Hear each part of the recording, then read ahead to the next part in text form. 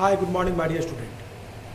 Today we are going to discuss your class 12th history chapter and imperial capital Vijayanagar.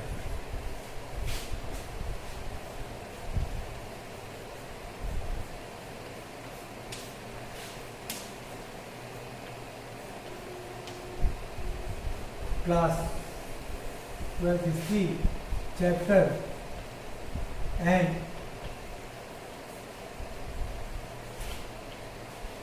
imperial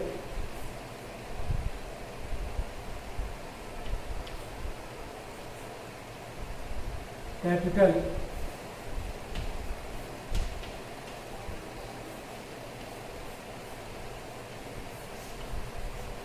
Vijayanagar. Okay. My dear, today we are going to discuss about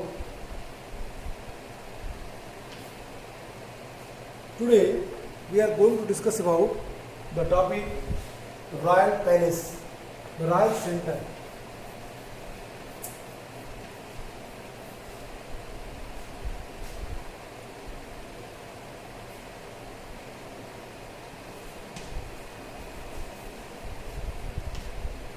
The Royal Center. In this topic, we will try to understand about the Royal Center. इस topic के अंतर्गत हम लोग royal centre topic को cover करेंगे. तो इसको और अच्छे से लेते हैं थोड़ा सा.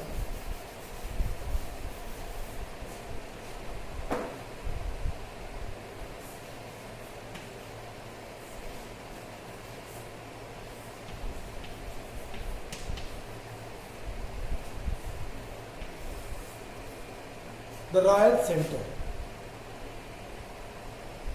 When you will read this topic, the Royal Center was located in the southwestern part of the settlements, where southwestern part of the settlement. Okay, जो रॉयल सेंटर है ये किधर था? ये साउथ वेस्टर्न पार्ट में. अगर मैप देखें आप तो जनरली मैप में नॉर्थ, साउथ, ईस्ट, वेस्ट, तो रॉयल सेंटर किधर है? Obviously royal centre south western portion पे है.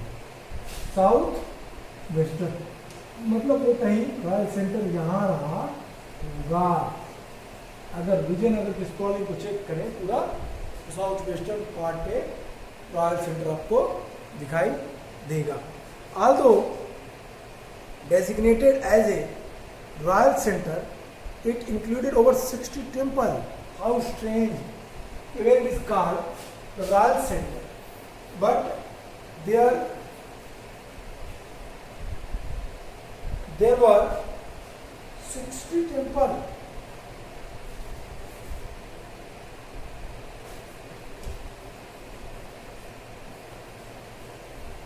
There were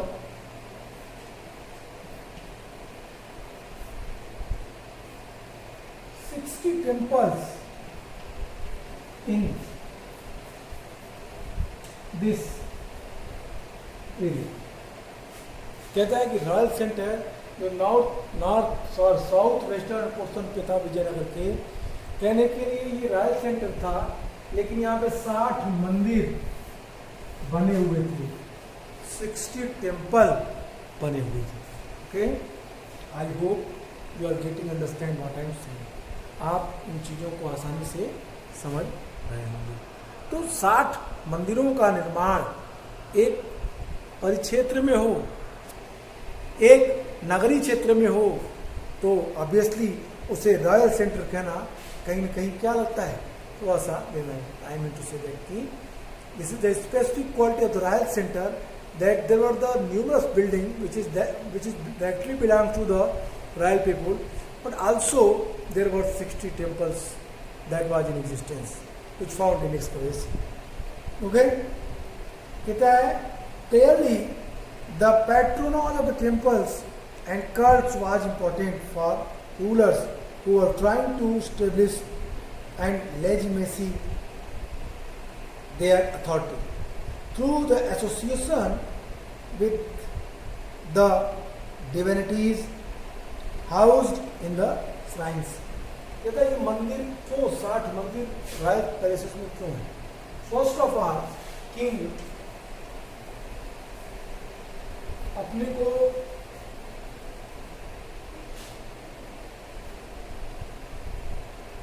डिवाइन पावर की तरह शो करने के लिए, अपने को ड्युअलिटी से इंटरेक्ट करने के लिए तो मंदिरों का निर्माण कराते थे। साथ ही साथ मंदिरों के निर्माण का एक और बड़ा उद्देश्य ये था कि उस समय जो मंदिर बने, उस विजयनगर के टाइम पीरियड में जो मंदिरों का निर्माण हुआ, तो मंदिर राजा के गौरव को, राजा की प्रतिष्ठा को, राजा के वैभव को दिखाते थे। इसलिए उस समय मंदिरों में, नगरीय क्षेत्रों में, रॉयल सेंटर में मंदिर बने। मेरे कहने का सेंस सिर्फ इतना ही है, यदि आप बुक पढ़ें तो जो रॉयल सेंटर है, राजकीय केंद्र के सबसे सुंदर भवनों में ये क्या है, रॉयल सेंटर में कई सारे छोटी छोटी बिल्डिंग्स आएंगी। अगर आप एक एक को करें, पहले रॉयल सेंटर को समझें, तो जो रॉयल सेंटर है, जो राजकीय बस्ती है, ये किधर है? साउथ वेस्टर्न पोर्शन पे, दक्षिणी पश्चिमी पार्ट पे भाग में है। हालांकि राजकीय केंद्र की संज्ञा इसे दी गई है, लेकिन इसमें 60 मंदिर बने हुए हैं, 60 टेम्पल इसमें हैं। तो 60 मंदिरों का जो निर्माण है, तो निश्चित रूप से इसकी एक स्पेसिफिक क्वालिटी को दिखाती है। स्पष्टतः मंदिरों और संप्रदायों को प्रश्रय देना शासकों के लिए महत्वपूर्ण था, जो इन देव स्थलों में प्रतिष्ठित देवी देवताओं से संबंध के माध्यमों से अपने सत्ता को स्थापित करने तथा वैधता प्रदान करने का प्रयास कर रहे थे। लगभग 30 संरचनाओं की पहचान महल के रूप में की गई है। ये अपेक्षाकृत बड़ी संरचना है, बड़े स्ट्रक्चर है, जो आनुष्ठानिक कार्यों से इनका संबंध नहीं था, रिचुअल्स से संबंधित ये नहीं थी। इन संरचनाओं का मंदिरों के बीच एक अंतर यह है कि मंदिर पूरी तरह से राजगीर से निर्मित है, जबकि धर्मेतर भवनों का अधिकतर विकारी वस्तुओं से बनाई गई है। कहने का सेंस सिर्फ इतना ही है कि जो टेम्पल है और जो रॉयल पैलेस है, दोनों के बीच बेसिक डिफरेंसेस आपका बुक कहता है, क्लियरली मेंशन करता है कि द अबाउट 30 बिल्डिंग्स, कहता है 60 टेम्पल हैं और 30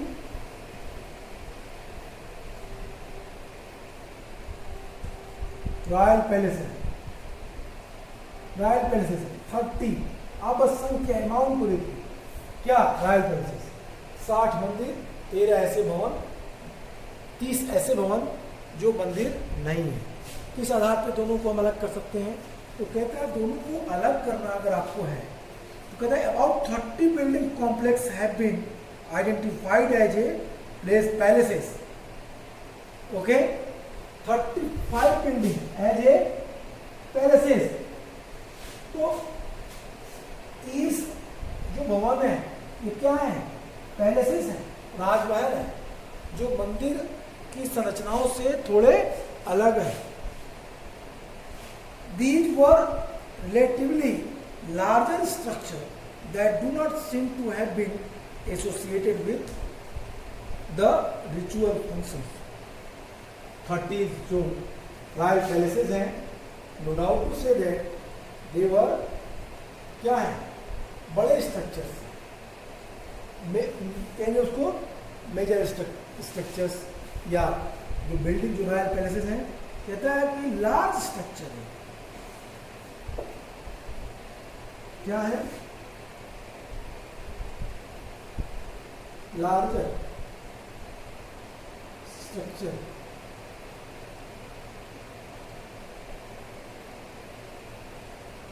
larger structure than temple. Basic differences in the royal palaces and temple. The royal palaces, their building structure is larger than temple. Even their making style is also, their architecture is also different. कहता है one difference between these structure and temples is that the latter were constructed entirely of masonry, while the superstructure of the secular building was made of pressable material. तो कहता है कि ritual के आधार पे जो धार्मिक कर्म कांड है, क्रियाकलाप है, उनके आधार पर अगर हम देखें तो भी हम मंदिरों को दो पार्ट में तोड़ के पढ़ सकते हैं, देख सकते हैं। ये मंदिर अलग अलग, दोनों की सिचुएशंस अलग अलग और दोनों अलग अलग भवनों के स्ट्रक्चर के आधार पे आप इसको डिफाइन करेंगे तो भी आप इसको एक्सप्लेन कर सकते हैं कि जो बिल्डिंग्स हैं, जो टेम्पल्स हैं वो अलग हैं, जो बिल्डिंग्स हैं। आइए अलग अलग देखते हैं। पहले महानवमी डिब्बा को देखते हैं, रिचुअल टेम्पल्स, रिचुअल्स जो है। अब महानवमी डिब्बा को देखते हैं। रॉयल सेंटर में जो नेक्स्ट टॉपिक है हमारा वो है महानवमी डिब्बा। आइए देखते हैं महानवमी डिब्बा।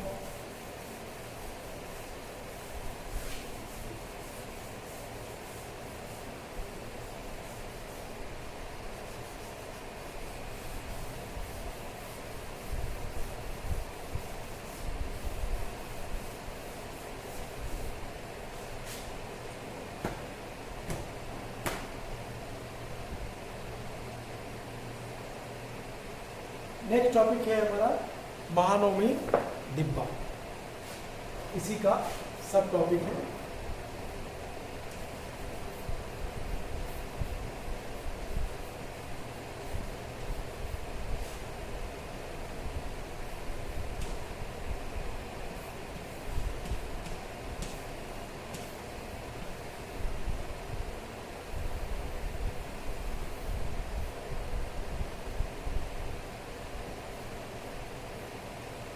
महानवमी डिब्बा।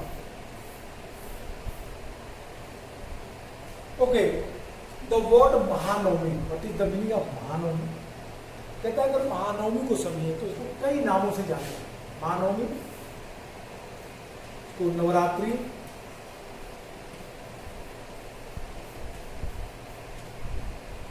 इसको Durga Puja,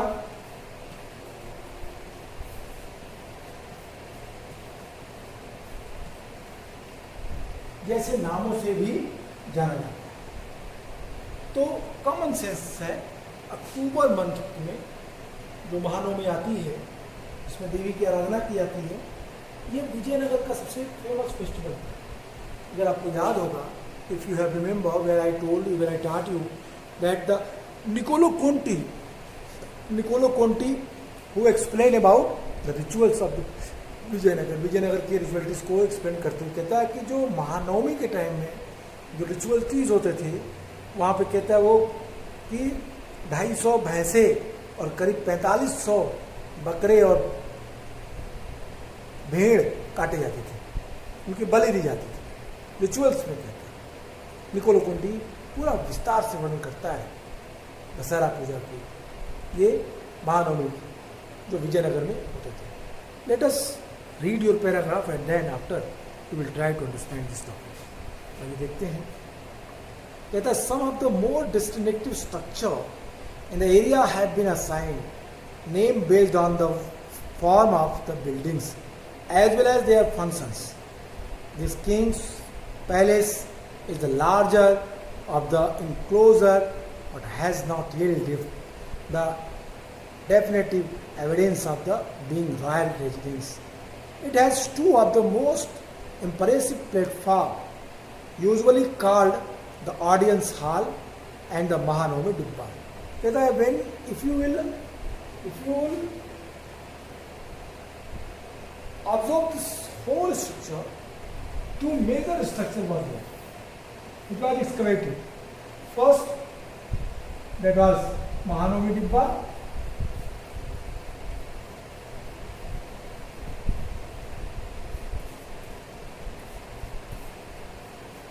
and second that was audience hall.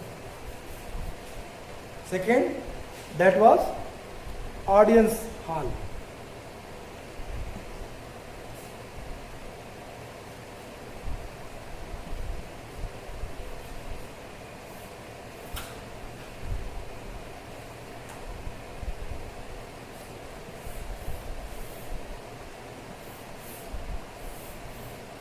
Paragraph के अकॉर्डिंग कहता है कि उनके एक्सक्वेशन में विजयनगर के जो एक्सक्वेशन है उस क्षेत्र में कुछ अधिक विशिष्ट संरचनाओं का नामकरण भवनों के आकार के साथ उनके कार्यों के आधार पर भी किया गया। राजा का भवन रॉयल पैलेस नामक संरचना आंतरिक क्षेत्र में है, सबसे विशाल है, परंतु इसके राजकीय आवास होने का कोई निश्चित साक्ष्य नहीं मिला है। रॉयल पैलेस, जो ये रॉयल पैलेस है, निश्चित रूप से कहाँ है? ये इंटरनल पोर्शन में है। ये रॉयल पैलेस आंतरिक भाग में है, लेकिन ये आश्चर्य की बात है कि ये यहाँ पे किसी राजकीय भवन या राजा के रहने के एविडेंस हमें नहीं मिले। राजा का कोई एविडेंस हमको यहाँ पे प्राप्त नहीं होता है। That is what I am saying my dear.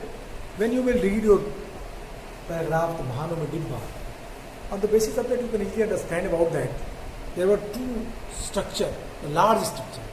First audience hall and second Mahanavami Dibba. Especially Mahanavami Dibba, what was the purpose, why it was built, it was not clear nowadays. According to archaeologists, according to historian, Mahanavami डिब्बा के पीछे क्या reason था, क्या कारण थे, क्यों बनाया गया, इसका उद्देश्य क्या था। इतिहासकारों ने इसकी व्याख्या अलग अलग तरीके से की है। Dear student, this is the very interesting matter with us, with historians, that the structure which was found in the royal palace, that was Mahanavami Dibba, and the audience hall, specially Mahanavami Dibba, was famous for their some ritual purpose or some other specific purpose. It was not clarified by the historians. सारे इतिहासकार इस बात के लिए मत नहीं है। Let us come and try to understand your book where what is given here. Some of the more distinctive structures in the area, in the Royal Palace, have been assigned names based on the form of the buildings as well as their functions. The King's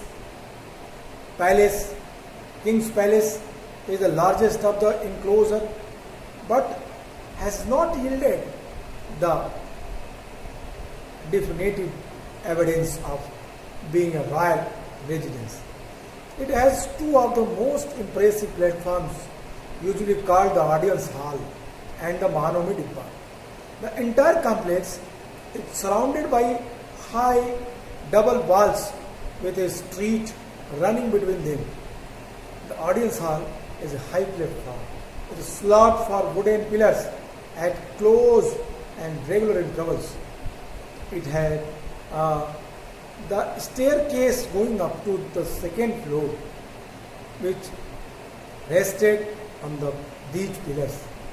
The pillars being closely spaced would have left little free space, and thus it is not clear what the hall was used for. My dear, that's why I am saying, even the structure is very large and the area is vast, but what was their use? It was not clear. According to historians, इतिहासकारों ने इसकी व्याख्या की। उन्होंने कहा कि जो महानवमी डिब्बा के चीज़ों के लिए आप देखें तो कहते हैं कि इस क्षेत्र में कुछ अधिक विशिष्ट संरचनाओं का नामकरण भवनों के आकार, जो बिल्डिंग्स थे उनके स्ट्रक्चर, जो लार्जेस्ट स्ट्रक्चर्स थे उनके आकार, उनके प्रकार के नाम पे हुआ। जो बड़ी बिल्डिंग्स थे, जैसे राजा का भवन, राजा royal palace, the king's palace नामक जो संरचना है, यह अंतर क्षेत्र में सबसे विशाल है, परंतु इसके राजकीय भवन या राजकीय आवास होने की कोई निश्चित साक्ष्य नहीं मिला। इसकी दो सबसे प्रभावशाली, दो सबसे ब्यूटीफुल और प्रॉपर वे से बनाए गए मंच हैं इस रॉयल पैलेस में। एक है ऑडियंस हॉल और दूसरा है महानवमी डिब्बा। पूरा का पूरा क्षेत्र ऊंची दोहरी दीवारों से घिरा है, डबल बिल्डिंग्स है, डबल वॉल्स है इसके चारों तरफ। इसके दो सबसे जो प्रभावशाली स्टेज है, मंच है, वो सभा मंडप और महानवमी डिब्बा, जिनको दीवारों से कवर किया गया है। इस बीच एक गली है। सभा मंडप जो ऑडियंस हॉल है वो एक ऊंचा मंच है, जिसके बीच में, मतलब ऑडियंस हॉल के बीच में और जो वहाँ पे दूसरा बिल्डिंग है उसके, मतलब कहने का सेंस ये है कि पूरा क्षेत्र जो दोहरी दीवारों से घिरा हुआ है, इनके बीच में एक गली है, सभा मंडप जो ऑडियंस हॉल है, और ऑडियंस हॉल एक ऊंचे मंच पर है, इसके पास तथा निश्चित दूरी पर लकड़ी के पिलर्स, वुडन पिलर्स के लिए छेद बने हुए हैं। यद्यपि वो वुडन पिलर्स आज नहीं हैं, लेकिन उन छेद को देख करके हम कह सकते हैं, उन होल को देख के हम कह सकते हैं कि इसमें पिलर्स लगाए गए होंगे। इसमें दूसरे मंजिल जो उन स्तंभों पर टिकी थी तक जाने के लिए सीढ़ियां बनी हुई थी। स्तंभ के, पिलर के एक दूसरे से बहुत पास पास होने के बहुत कम खुला स्थान बचता था, मतलब एक पिलर से दूसरे पिलर के बीच बहुत कम जगह थी, तो ओपन स्पेस, ओपन एरिया कम बचता था। इसलिए यह स्पष्ट नहीं होता यह मंडप किस प्रयोजन के लिए बनाया गया था, ये बातें क्लियर नहीं हो पाती। शहर के सबसे ऊंचे स्थानों में से दूसरा जो सबसे लार्जर स्ट्रक्चर था वो था महानवमी डिब्बा। तो अभी हमने दो चीज़ों की बात की। अभी जो हमने बात की मैंने उसको कहा ऑडियंस हॉल।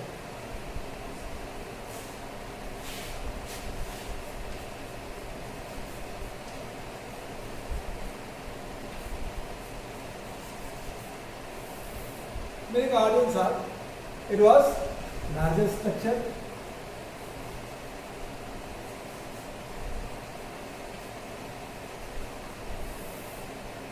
कह रहा ऊंचाई पे स्थित था, दोनों ये काफी ऊंचे टीले पे बनाए गए हैं, ठीक है। इस टीले पे क्या बनी हुई है? स्टेयर्स, सीढ़ियां, इसमें पिलर्स बने हुए हैं।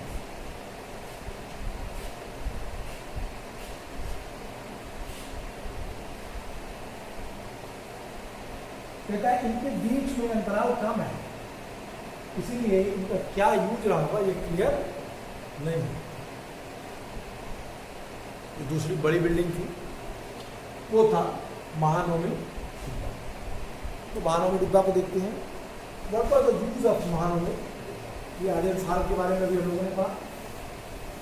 तो महानवमी जो डिब्बा थी, जैसा कि मैंने आपको पहले बताया कि महानवमी नॉर्दर्न इंडिया में, बंगाल में, कर्नाटका में, अलग अलग जगहों में इसकी अलग अलग व्याख्या होती है। महानवमी को एक नए तरीके से मनाया जाता है। शहर के सबसे ऊंचे स्थानों में ये महानवमी डिब्बा का विशाल मंच बनाया गया है। एक बृहद आकृति में, एक भव्य आकृति में महानवमी डिब्बा बनाया गया था, जो लगभग 11,000 फीट के आधार पर 40 फीट ऊंची बनाई गई थी। कुछ ऐसे एविडेंस मिले हैं जिससे पता चलता है कि इन पर लकड़ी की संरचना बनी थी। मंच का आकार उभारदार और उत्पीड़न से पटा है। कहने का सेंस ये है कि महानवमी डिब्बा क्या था? एक बड़ी लार्जर स्ट्रक्चर।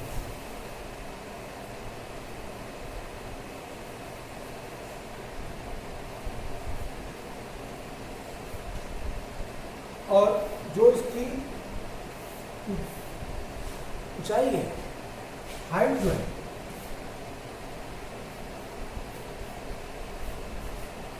कहता है कितना ऊंचा है? आपका बुक कहता है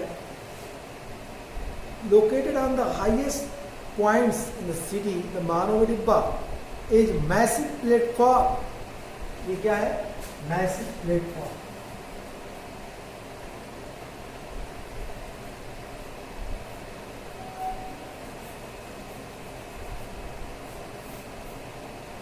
मैसिव प्लेटफॉर्म, एक ऊंचा उठा हुआ प्लेटफॉर्म। कितना बड़ा एरिया है? कहते हैं 11,000 स्क्वायर फीट में फैला हुआ एरिया है।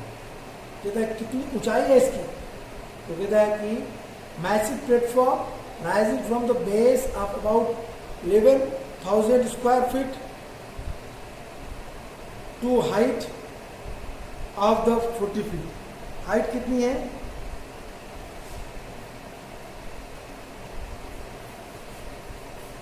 हाइट कितनी है? 40 फीट। एरिया कितना है? 11,000 स्क्वायर फीट। तो कुल मिला कहता है कि बड़े एक बहुत बड़ा एरिया है। ओके, लंबाई चौड़ाई एरिया सब कुछ कहता है। ये बड़ी स्ट्रक्चर क्या थी? यही था महानवमी डिब्बा। इसके कुछ स्पेसिफिक फीचर्स थे, इसकी कुछ अपनी स्पेशलिटी थी। क्या थी? बुक कहता है कि it was massive platform rising from a base of about 11,000 square feet to height of 40 feet. There is evidence that supported wooden structure. The base of the platform is covered with relief carving. Rituals associated with the structures probably coincided with the Mahanavami, literally the great ninth day. The 10 days Hindu festival during the autumn months of the September and October, known the variously as Dasahara, Northern India, Durga Puja in Bengal, and Navratri or Mahanavami in peninsular region. Okay, in the peninsular region, it is celebrated the name of Mahanavami or Navratri. In Bengal, it is celebrated the name of Durga Puja. In the North India, it is celebrated what? The name, specially name, कहता है कि the 10 days, 9 days, Mahanavami, literally the great 9 days, the 10 days Hindu festival during the autumn month of the September, October, known variously as Dasahara. Okay, Dasahara, Mahanavami, Durga Puja or Navratri. These are the names of this festival. इस festival के सारे नाम हैं जो मनाया जाता है। कहता है and Navaratri or Mahanavami in the peninsular India, the Vijayanagar kind that displayed the prestige, power and the suzerainty on the region. इस अवसर पे, जिस अवसर पे ये त्यौहार मनाया जाता है, ये उत्सव मनाया जाता है, कहता है ये त्यौहार उत्तर भारत में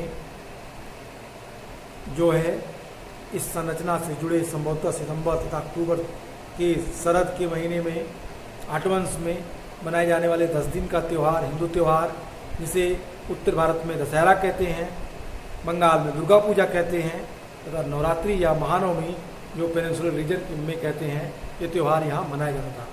महानवमी का शाब्दिक अर्थ क्या है?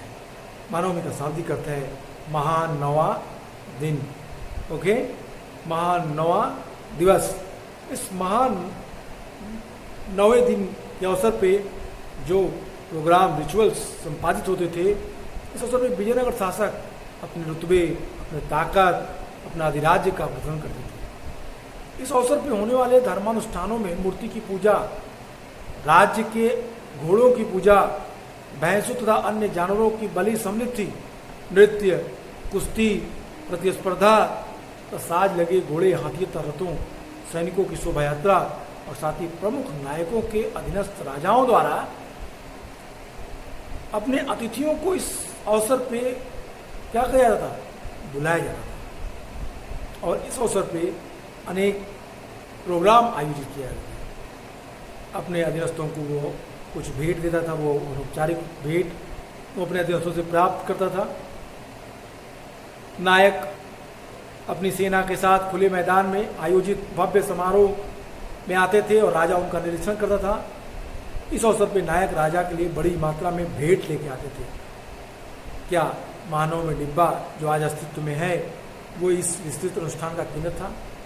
विद्वानों का मानना है कि जो स्ट्रक्चर है, लार्जर स्ट्रक्चर के चारों ओर का स्थान जो सशस्त्र आदमियों, औरतों, और बड़ी संख्या में जानवरों की शोभा यात्रा के लिए पर्याप्त नहीं था।